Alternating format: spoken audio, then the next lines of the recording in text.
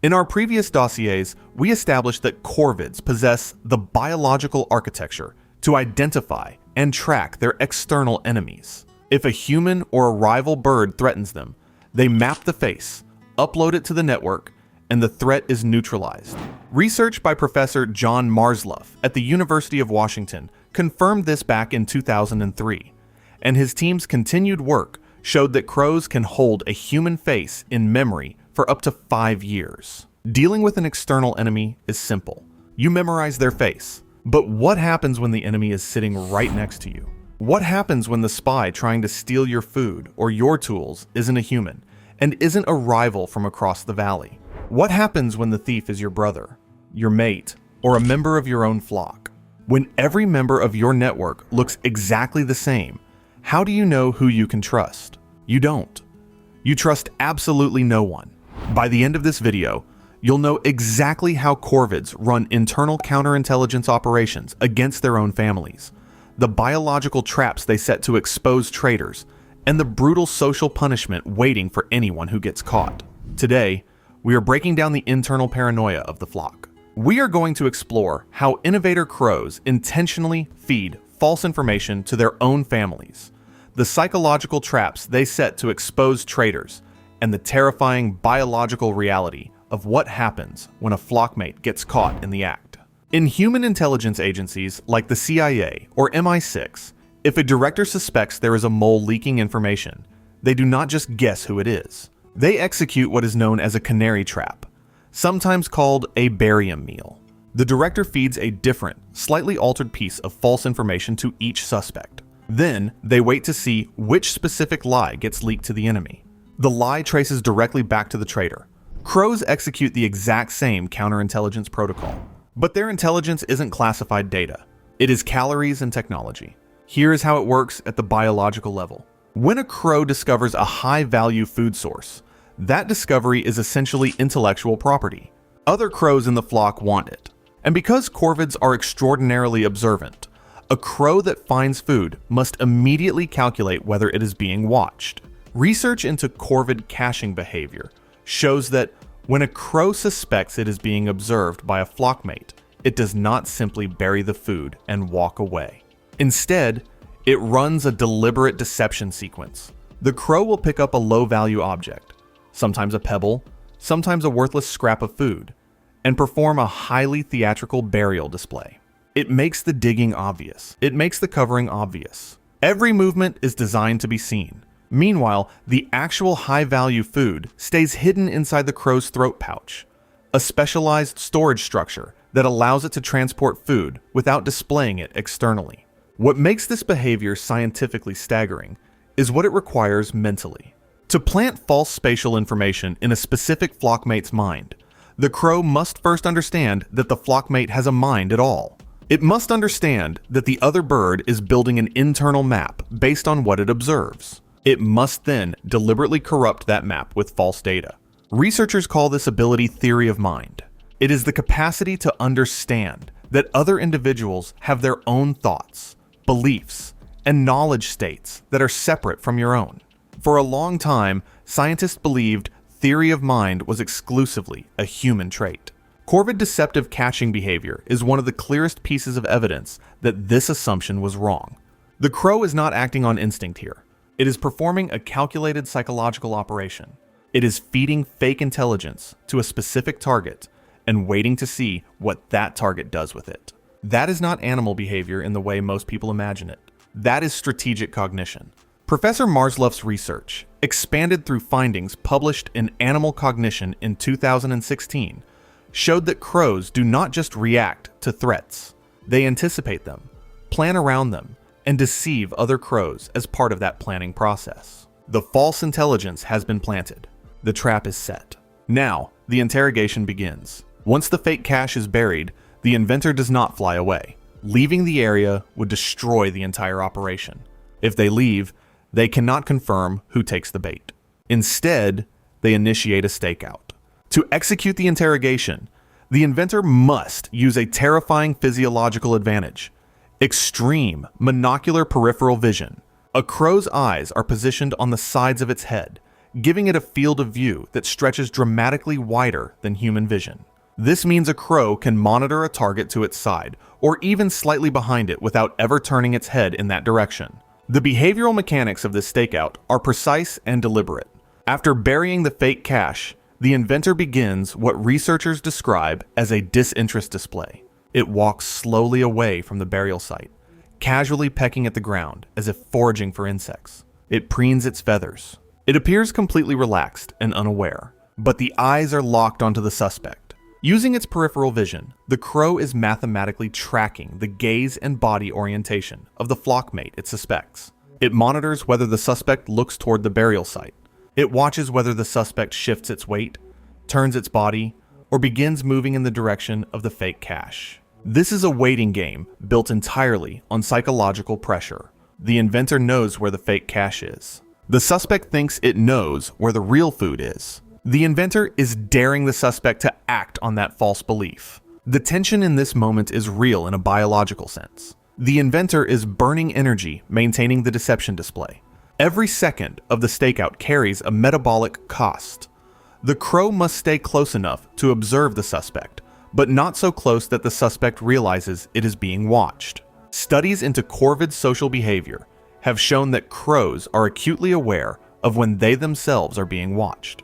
If a crow that is trying to cache food notices a flockmate looking directly at it, it will stop the caching sequence entirely and relocate. The awareness of observation runs in both directions. The inventor exploits this by making itself appear unaware, specifically to lower the suspect's guard. The crow essentially performs ignorance. It acts like prey to catch a predator. This level of behavioral sophistication, the ability to model another individual's awareness, and then actively manage what that individual perceives, sits at the top of what we currently understand about non-human cognition. And it is happening in parks, backyards, and urban forests in cities around the world right now. The inventor waits, the tension builds, and then the suspect makes their move. They approach the fake cache, dig up the dirt, and find nothing of value. The mole is exposed. In human society, if a spy is caught, they go to prison. In the canopy, treason is a biological emergency. The moment the suspect digs up the fake cache, the interrogation is over. The inventor has their proof. The flockmate is a thief. But the inventor does not just retaliate in private. They broadcast the betrayal to the entire network.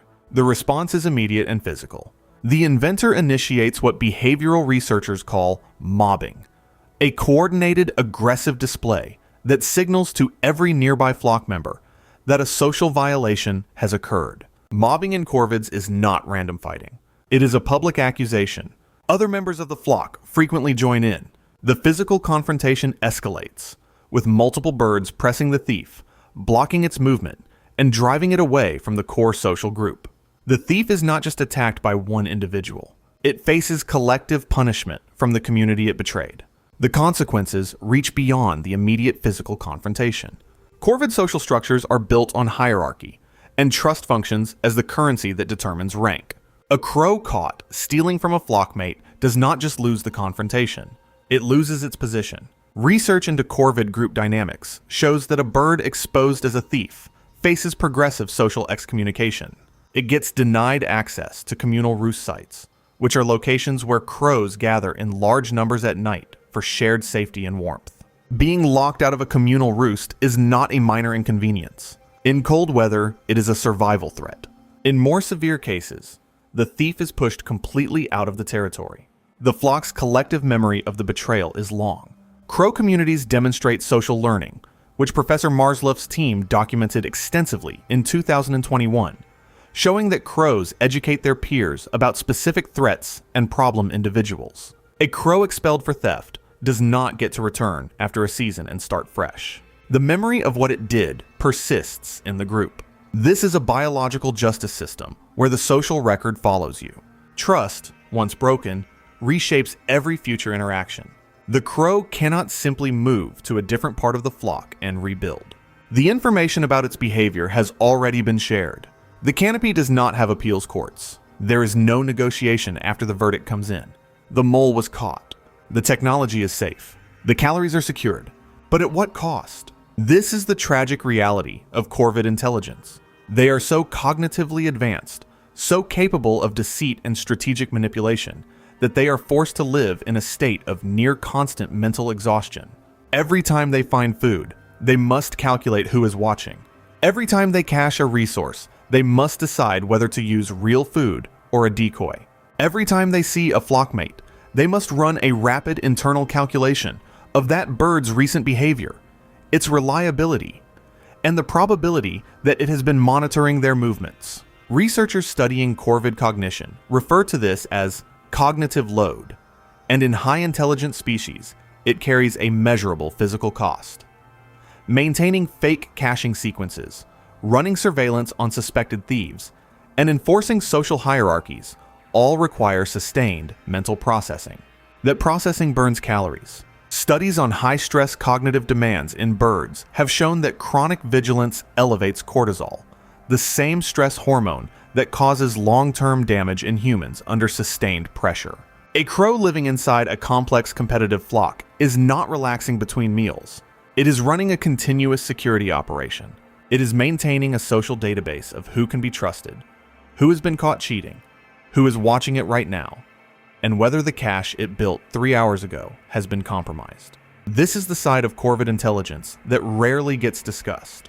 When we talk about how smart crows are, we tend to focus on the tools they use, like the sticks extracted from tree bark to pull out insects, or the way they drop nuts on roads to let cars crack them open. We celebrate the cleverness. We rarely acknowledge the prison that cleverness builds around them. The cognitive arms race inside a Corvid flock has no ceiling and no exit. Getting smarter means the crows around you also get smarter. Every new deception tactic eventually gets learned and countered. Every new way to hide food creates a new way for a flockmate to find it. The advantage is always temporary. Supreme intelligence in the animal world is not a gift that arrives and then rests. It is a high-stakes, never-ending escalation. The crow that figured out the fake caching trick had to, because the crows around it were already watching too carefully. And the flockmates who learned to dig up fake caches forced the inventors to build even more convincing decoys. The exhaustion is the price of being the smartest animal in the tree, and crows pay it every single day.